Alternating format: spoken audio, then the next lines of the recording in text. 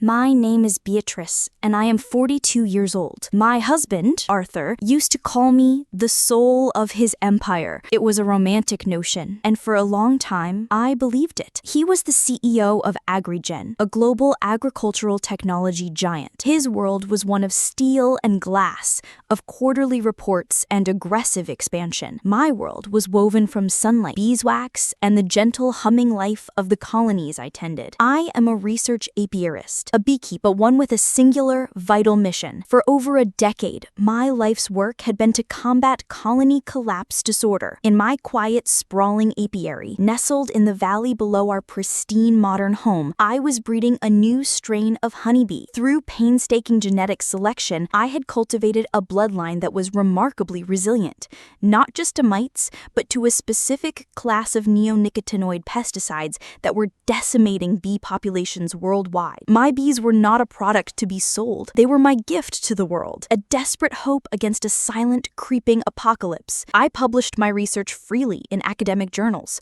wanting everyone to share in the solution. Arthur was, or so I thought, my biggest supporter. He funded my research without question, calling it his penance for being a capitalist. He loved to bring investors to the apiary, showing me off as his earthy, brilliant wife. Beatrice is my grounding force, he'd say, draping an arm around my shoulders as the bees danced in the air around us. While I'm out there trying to feed the world with technology, she's here, quietly saving it with nature. She keeps me honest. I loved him for that. I thought he saw the value in my patient, organic work, a necessary counterbalance to his corporate machine. He saw my bees not as a commodity, but as a symbol of something pure. Our love felt like that too, a stable, thriving colony built on mutual respect. The first sign that the colony was sick came not as a roar, but as a whisper. Arthur started having closed-door meetings with his R&D department. He became secretive, his laptop snapping shut whenever I entered the room. Just a new herbicide protocol, he'd say dismissively. Boring stuff. Not as romantic as your work, my love. Then, AgriGen made a shocking announcement. They were launching a new, revolutionary pesticide called AK Pro. It was being hailed as a miracle product, capable of eradicating pests with unprecedented efficiency. But buried in the technical data was a chilling detail. It was lethal to almost all known pollinators. Environmental groups were in an uproar, but AgriGen's PR machine was powerful, promising that their integrated farming solutions would mitigate any impact. A cold dread began to seep into my bones. Around the same time, beekeepers in neighboring counties started reporting catastrophic losses. Their hives were dying overnight, the bees vanishing without a trace, the classic, horrifying sign of colony collapse disorder. But my bees, my resilient strain, were untouched. They continued to thrive, their hum a defiant song against the growing silence around us. I tried to talk to Arthur about this. "This new pesticide, Arthur, it's a death sentence," I pleaded one night. "We have to do something. My bees are proof that resistance is possible." He looked at me, his expression unreadable. "You're emotional, Bia. My product is safe when used as directed. Your bees are just special, an anomaly." He patted my hand, a gesture meant to soothe, which felt like a dismissal. He was treating me like a naive child, not the expert I was.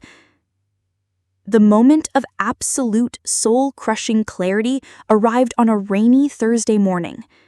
Arthur had left early for a meeting. I was tidying his home office, a space I rarely entered, when I saw a document he'd forgotten in the printer tray. The header read, "Confidential, Project Midas, Phase 2 Financial Projections." My hands trembled as I read it. Project Midas wasn't about a new herbicide. It was a two-pronged business model of breathtaking cruelty. Phase 1 was the launch of AK Pro, the pesticide designed to wipe out the competition, every bee in the country. Phase 2, set to launch at a major agricultural summit in a month, was the solution, the leasing of a new, patented pesticide-resistant pollinator. AgriGen would create the disease and sell the only cure. I scrolled down, my vision blurring with tears, until I saw the technical name for their patented bee, Apis mellifera cera. My name for my bees. The final pages contained photocopies of my own private research journals, pages filled with my handwriting, my genetic markers, my life's work. He hadn't just stolen my research, he had twisted it into a weapon. He wasn't funding my work as penance, he was treating it as the R&D for his monstrous, world-dominating plan. My gift to the world had become his tool for extortion. The man I loved hadn't just lied to me. He had looked at the thing I held most sacred, the living embodiment of my hope for the planet, and had seen nothing but a column on a spreadsheet. He wasn't my partner. He was a plague. The grief was a physical weight, pressing the air from my lungs. For a full day, I moved through our beautiful, empty house like a ghost, the constant, gentle hum from the valley below sounding like a funeral dirge. But as the shock subsided, it was replaced by a cold, hard resolve. He had weaponized my life's work. I would use that same work to orchestrate his ruin. A public accusation would be futile. He would bury me in litigation, paint me as a disgruntled, unhinged wife. The world saw him as a visionary CEO. They saw me as his eccentric hobbyist spouse. I needed more than an accusation. I needed to give them a public demonstration of his failure, one so spectacular it would be impossible to ignore. My first move was to secure irrefutable proof. The Project Midas file was a start, but I needed the entire digital paper trail. I knew Arthur's security protocols, his passwords, intimate details shared in moments of trust that I now sharpened into keys. That night, while he slept, I slipped into his office. My heart hammered against my ribs, but my hands were steady. I copied the entire Midas folder from his server onto an encrypted drive. Internal emails, marketing strategies, and the damning memo that explicitly detailed the plan to create a dependency market by eliminating endemic pollinators. It was all there. His signature was on the approval form. With the proof secured, I began to architect his downfall. His grand unveiling was in 3 weeks at the Future of Farming Summit, a massive event for investors, policymakers, and the media. He was the keynote speaker. The climax of his presentation was to be a live demonstration. He was having a huge, climate-controlled biodome constructed on site. Inside would be a crop of flowering canola pre-treated with the lethal AK Pro. He would then release a colony of his patented bees, my bees, and the world would watch as they, and only they, could pollinate the toxic field. This demonstration was my target. He thought his control of the bees was absolute because he controlled their genetics, but he was a man of technology. He didn't understand the soul of the hive. I did. My bees weren't just resistant to his poison, their entire behavior was mapped in my journals. I knew the specific blend of floral nectars they found irresistible.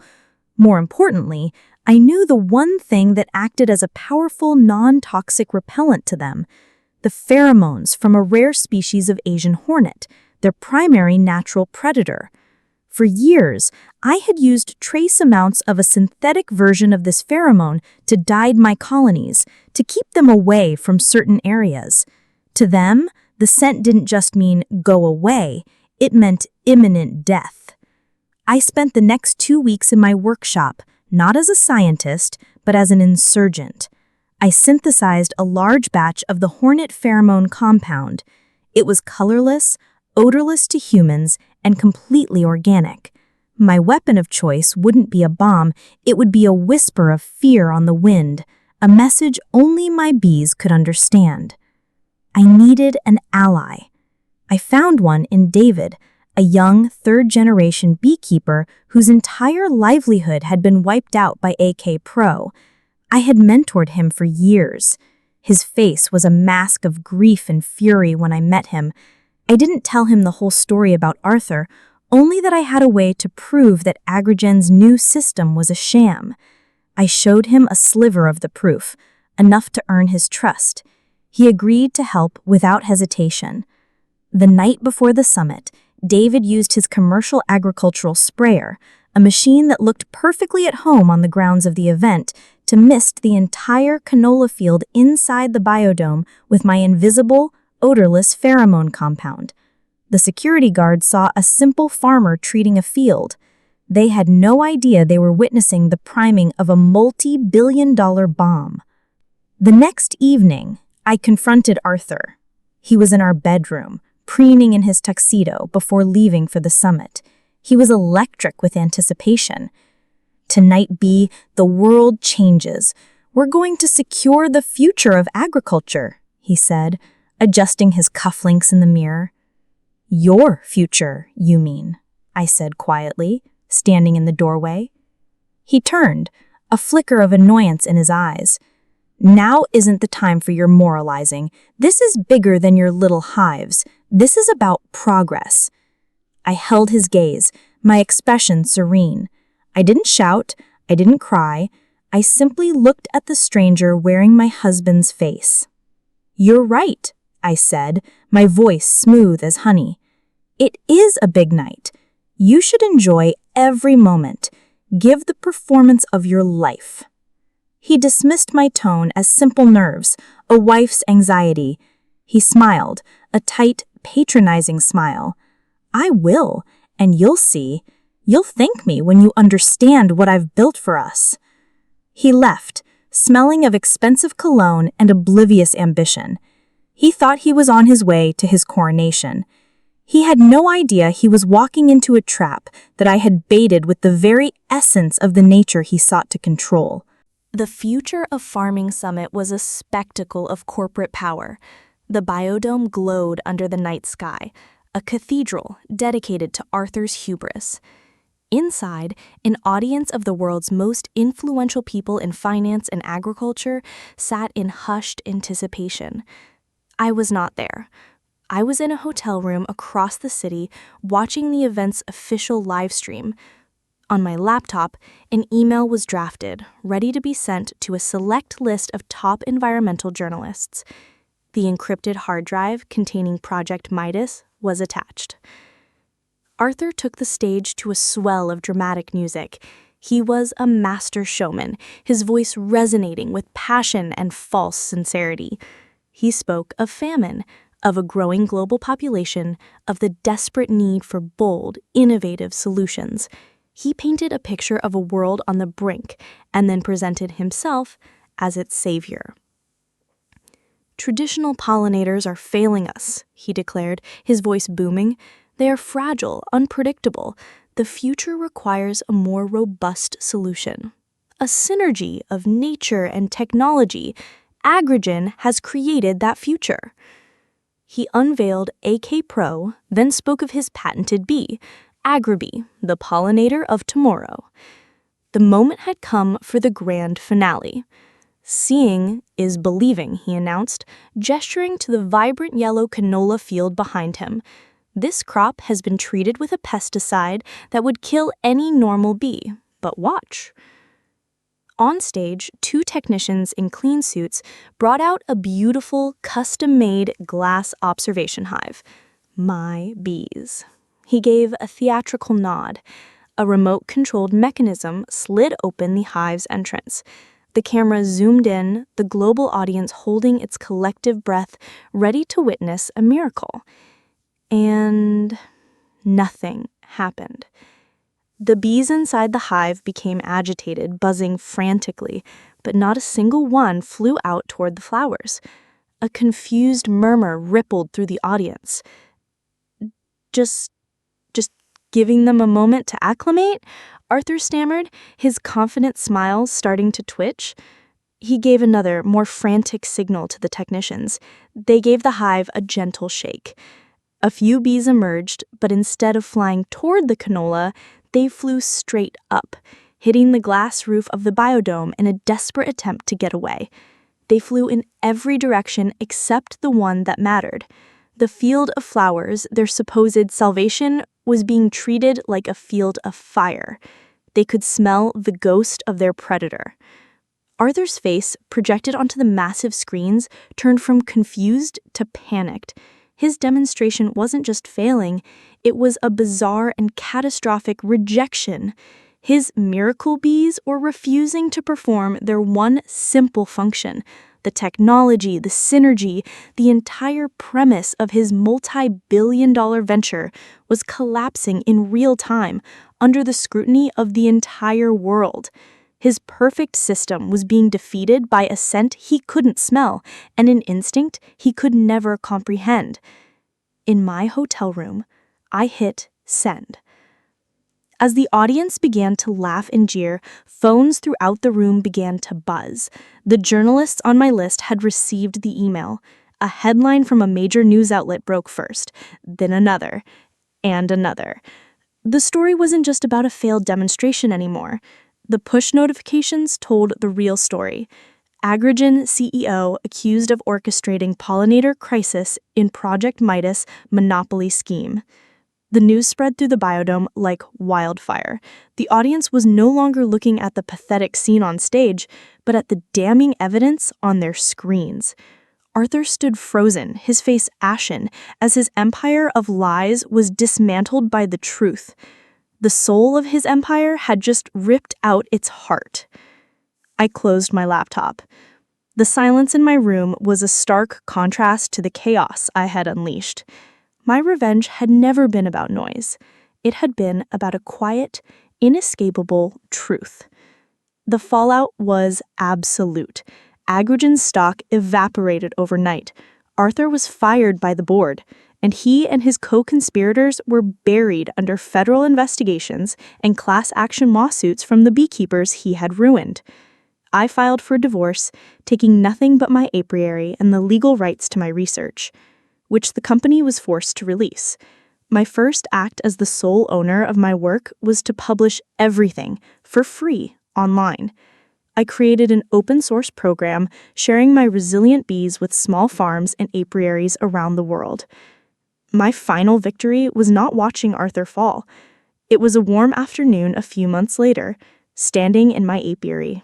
David was with me, his own hives now repopulated with my bees, his face finally free of the anger that had hardened it. The air was thick with the hum of life, a sound that had almost been silenced.